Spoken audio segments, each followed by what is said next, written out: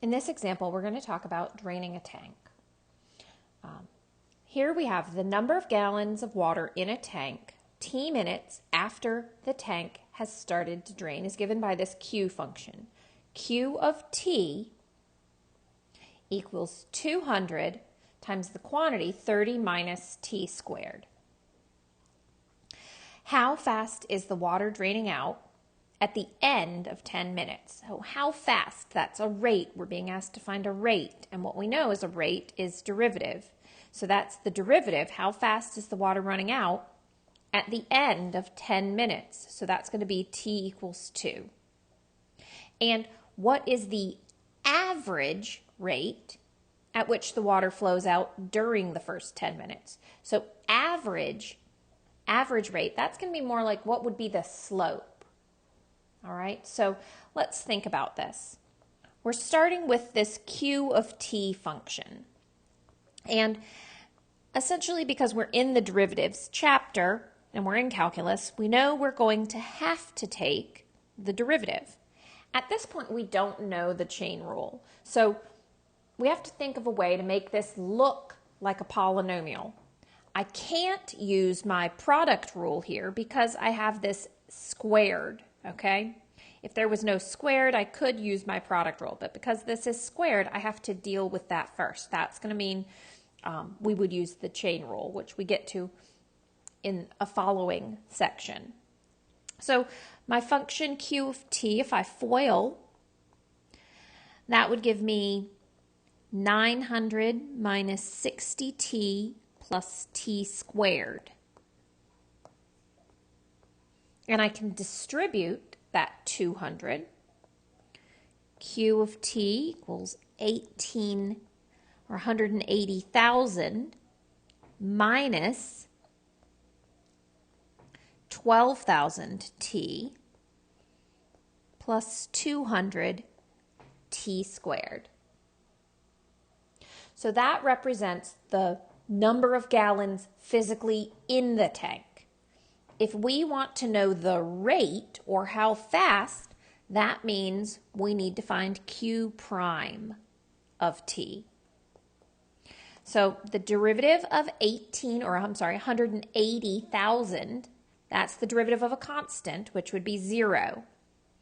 Derivative of my next term, negative 12,000 t, would become negative 12,000. And the derivative of 200t squared becomes plus 400t using my power rule. So this represents the derivative. And we want the derivative at the end of 10 minutes. So Q prime of 10 equals negative 12,000 plus 400 times 10. And simplifying that, Q prime of 10, we get negative 8,000. So what does that mean, right? How do we interpret this? This says at the end of 10 minutes, right, at t equals 10 minutes, we are losing, we know that we're losing gallons, 1, because it's draining out, and 2, we have a negative number. We are losing 8,000 gallons per minute. Now, how did I know my units, right? If we think about this, what we did is we took the derivative of Q with respect to T. Q is gallons, T is minutes. So that's how I know my units on my rate of change. I'm considering what my derivative is. It's the derivative of Q. Q is gallons with respect to T, time. Gallons with respect to time, gallons per minute. So that would be my answer here for this part. And then it says, what is the average rate at which the water flows out during the first 10 minutes? So for part B of this question, average, when we see that word average here, that's just going to be our regular slope. So slope is change in y over change in x. In this case, that's going to be the change in my q of t with respect to change in t, or q at the end, q of 10 minus q initially, 0, over 10 minus 0, my final and initial time. And if we are to simplify this, we end up with 80,000 minus 180,000 over 10, which simplifies to negative 10,000. So on average, we're losing negative 10,000 gallons per minute, which is relatively similar to the instantaneous rate at t equals 10 minutes.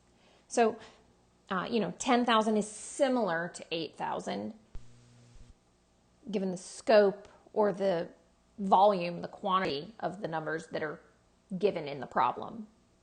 And let's just think about here, let's think about graphing q of t, right? If I were to graph that, plug this guy into my y equals, what would it look like? So I'm going to come over here. We have a graph. We're measuring t, and q of t is the gallons. And if we were to plug this in, playing with our window a little bit, we would get a curve that does something like this. So we start the problem with 180,000 gallons of water in the tank. And if we were to do a little bit more analysis, over the course of 30 minutes, the 0 occurs at t equals 30. It would take 30 minutes for that tank to drain. All right, and that would just be found by taking q of t equals 200 times 30 minus t quantity squared and setting that equal to 0. And you can see that's where my 30, my 0 is coming from. So if we consider initially the tank was full, there's more pressure on that water in the tank, right? So initially it gains, or it starts to drain out pretty rapidly. And if you consider the slope initially, that's a steep negative slope. And if we are to look at what happens at, say, t equals 10, roughly right about here, we would see that the slope of that tangent line, we would have m equals negative 8,000. And so that slope changes. Initially, it was draining out faster. If we were to look at the average, which would mean the secant line, that average, that's where we get that negative 10,000. M equals negative 10,000 for our average rate of change. But our instantaneous rate of change, the volume that we're losing at that specific moment at t equals 10 is negative 8,000.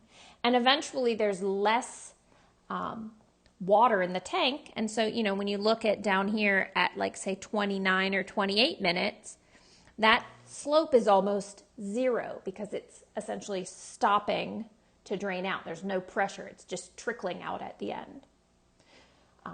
So when you're working on these application problems, it's always helpful to consider the graph. Think about your units when you are setting your window. And what I mean there is determining this 30 and this 180,000. You can use Zoom 6 and Zoom Fit to help you get the graph on the screen. And then you may need to hit or tap your window button to change the values. In this situation, when I was setting my window, I knew I didn't need negative y or x values because we're dealing with something that's in the scope of real numbers. So I knew I would want to limit it to quadrant 1. So I hope that helps you understand the concept behind instantaneous rate of change a slight bit more. And again, always feel free to email me if you have any questions or comments, or even if you find errors in these videos.